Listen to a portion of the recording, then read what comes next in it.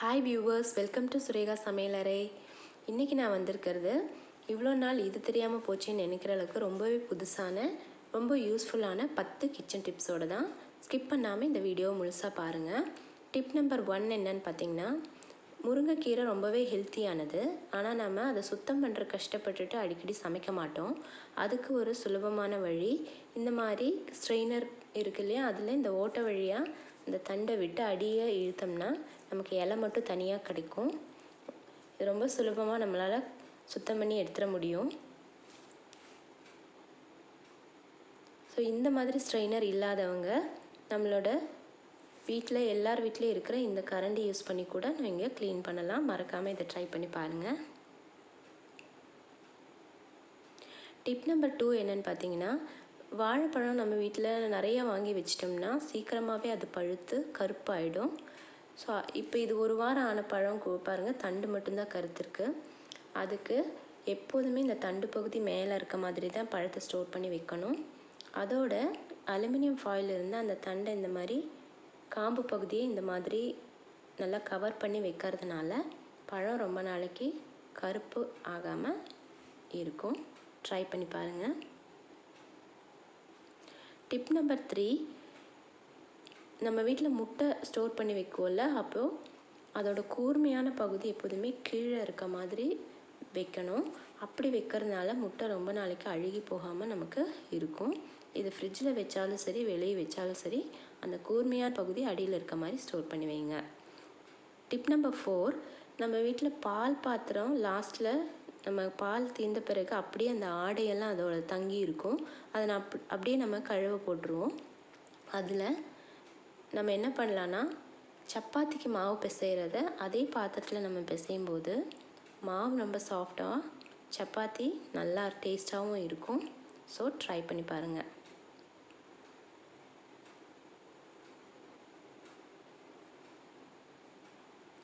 Tip number 5, கோதுமை மாவு, மைதா மாவு, அரிசி மாவு, இந்த மாதிரி மாவு வகைகள் சீக்கிரமாக வண்டு வரக்கு வாய்ப்புண்டு. ஸோ அந்த மாதிரி இருக்கும்போது அதில் இந்த மாதிரி பிரிஞ்சி இலை 2 போட்டு நல்லா ஏர்டைட் கண்டெய்னரில் நம்ம க்ளோஸ் பண்ணி வைக்கும்போது இந்த மாதிரி வண்டுகள் வர வாய்ப்பு இருக்காது. டிப் நம்பர் 6, சர்க்கரையில் எறும்பு வராமல் இருக்கணும்னா இந்த மாதிரி 2-3 கிராம்பு எடுத்து அதில் போட்டு நல்லா க்ளோஸ் பண்ணி வச்சிட்டிங்கன்னா எறும்பு வரவே வராது. அதே மாதிரி இந்த மாதிரி பருப்பு, அரிசி இதிலெல்லாம் காஞ்ச மிளகாய் சேர்த்து வச்சிங்கன்னா வண்டு பூச்சியெல்லாம் வராது. அரிசி நீங்கள் நிறையா இருக்குது அப்படின்போது அரிசியில் இன்னும் கொஞ்சம் 5-6 மிளகாய் சேர்த்து போடுங்க.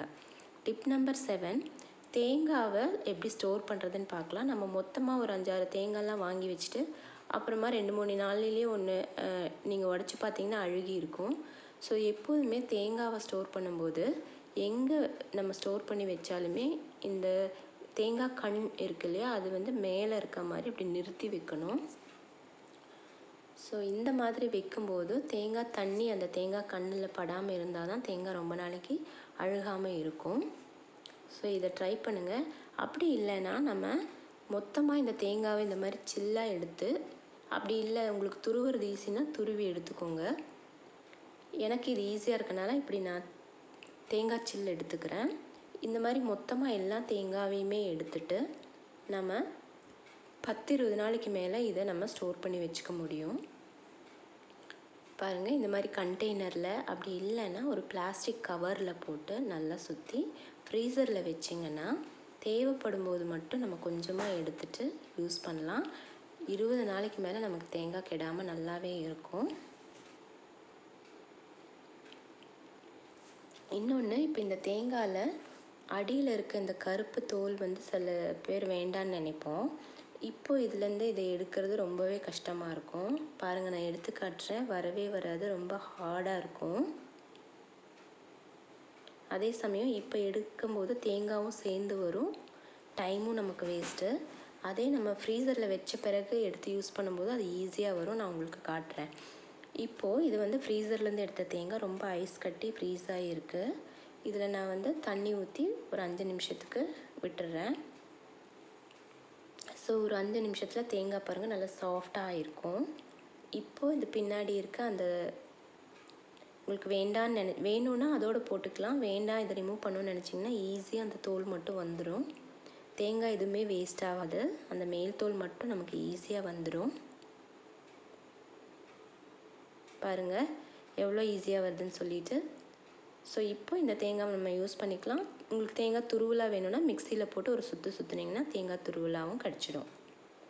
ஸோ ட்ரை பண்ணி பாருங்கள். டிப் நம்பர் 8, நம்ம இந்த மாதிரி எல்லார் வீட்லேயும் ஸ்க்ராப்பர் வச்சுருப்போம். இதில் நம்ம பொட்டேட்டோ இந்த மாதிரி பீட்ரூட்டெல்லாம் துருவும் போது சில சமயம் இந்த நம்மளோட கை தோலும் சேர்ந்து அதில் பட்டுரும். ஸோ ஊண்டாகிடும். அந்த பயம் இல்லாமல் பண்ணுறதுக்கு நம்ம வீட்டில் ஃபோக் இருக்குது பாருங்கள், அதை வச்சு நல்லா அதில் குத்திக்கோங்க. அப்புறமா இதை வந்து பண்ணும்போது துருவும் போது நம்மளால் ஈஸியாக எந்த பயமும் இல்லாமல் பண்ண முடியும். பாருங்கள் அந்த கடைசி எண்டு வரைக்கும் என்னால் நல்லாவே துருவ முடியுது. ஸோ இதையும் நீங்கள் ட்ரை பண்ணி பாருங்கள்.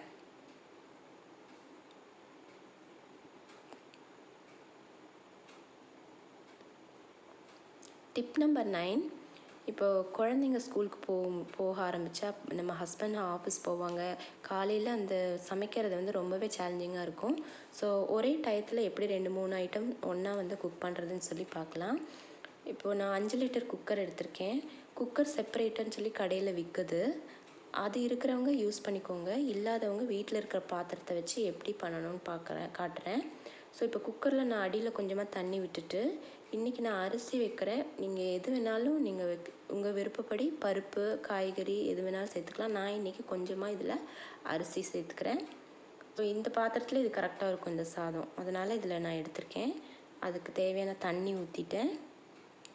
இப்போது இதுக்கு மேலே நான் வந்து வெஜிடபிள்ஸ் வைக்க போகிறேன். ஸோ ஒரு பாத்திரம் கரெக்டாக அதுக்குள்ளே சீட் ஆகிற மாதிரி எடுத்தால் நமக்கு அந்த ஸ்பேஸ் நல்லாவே கிடைக்கும். பாருங்கள் கீழே அடியில் வந்து எனக்கு அந்த பகுதி கரெக்டாக அது உள்ளே சீட் ஆகிற மாதிரி இருக்குது. ஸோ இதை நான் வச்சுக்கிறேன். வெஜிடபிளுக்கு ரொம்ப தண்ணி தேவையில்லை. ஒரே ஒரு ஸ்பூன் மட்டும் ஆட் பண்ணிக்கிறேன். அது ஆவிலே வெந்துடும். இப்போது நான் இன்றைக்கி பொட்டேட்டோவும் நான் எடுத்திருக்கேன். ஸோ அதை இது மேலே வச்சுக்கிறேன் ஒரு தட்டில்.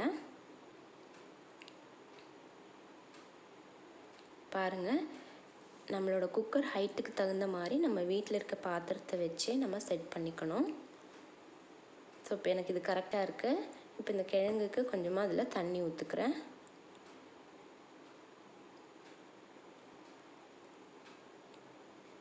நீங்கள் எல்லாம் அரேஞ்ச் பண்ணிவிட்டு குக்கர் மூடியை வந்து போடும்போது கரெக்டாக அது வந்து க்ளோஸ் ஆகிற மாதிரி பார்த்துக்கோங்க. ஸோ நான் இப்போ இந்த குக்கர் மூடி போடுறேன் பாருங்கள். ஸோ எனக்கு கரெக்டாக இருக்குது. இப்போ நான் 3 விசில் விட்டு இதை இறக்கிடுறேன்.